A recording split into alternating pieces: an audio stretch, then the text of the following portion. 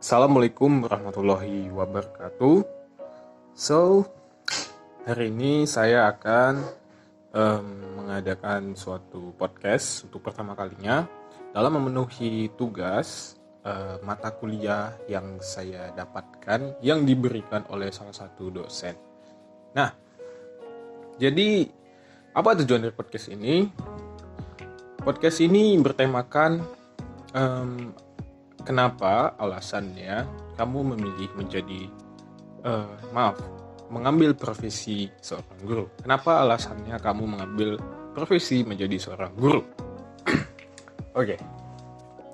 Yang pertama-tama ialah satu, saya mengambil kejurusan di universitas, yaitu pendidikan bahasa Inggris.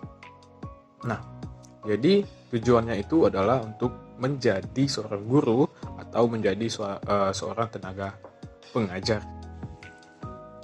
Nah, jadi alasan keduanya ialah alasan saya memilih jadi guru karena saya juga ingin mengalirkan pahala dan juga mengalirkan ilmu apa yang telah saya dapatkan, saya pelajari selama merintis pembelajaran di universitas, yaitu dengan prodi pendidikan bahasa Inggris.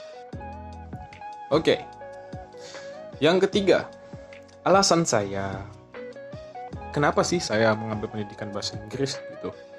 Dan kenapa saya ingin menjadi seorang guru. Oke. Alasan saya pengen menjadi guru yaitu ada suatu alasan saya merasa tenaga pengajar pada masa ini atau masa sebelumnya, yaitu menurut pengalaman saya di saat menjadi seorang murid di salah satu sekolah, kebanyakan setiap guru itu mengajarkan dengan cara yang tidak dapat dipahami pada setiap siswa, atau bisa dibilang dengan cara yang tidak efisien. Begitu. Nah, pengajarannya ini seperti di mana siswa dipaksa untuk mengingat atau cuma untuk melihat, mengerjakannya. Seperti itu.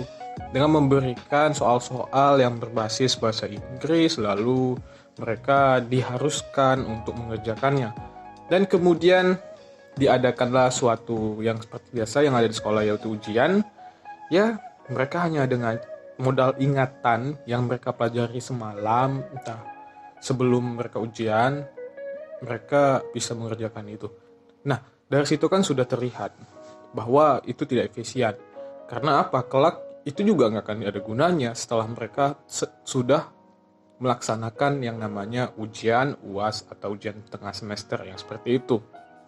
Nah, yang pengen saya lakukan selama menjadi nanti, oke, catat kata saya, nanti jika saya menjadi guru, saya ingin murid-murid yang saya ajarkan kelak nanti mereka tidak hanya mengingat namun memahaminya.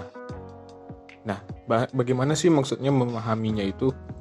Jadi mereka tidak diharuskan untuk belajar membaca saja, membaca dari suatu paragraf di bahasa Inggris, lalu mereka harus mentranslate-nya. Tidak seperti itu. Mereka harus memahaminya bagaimana penggunaannya, begitu. Yang dengan secara sederhananya. Karena apa? Setiap siswa di suatu kelas tidak mungkin memiliki potensi kemampuan belajar yang sama. Jadi sebaiknya kita mengajar mereka secara perlahan dan juga dengan secara yang bertahap, begitu. Mungkin kita ajarin mereka dengan hal-hal yang kecil, dengan bagaimana cara pengucapan greeting dan bahasa Inggris yang pernah mereka dengar sehari-hari namun tidak mengetahui artinya.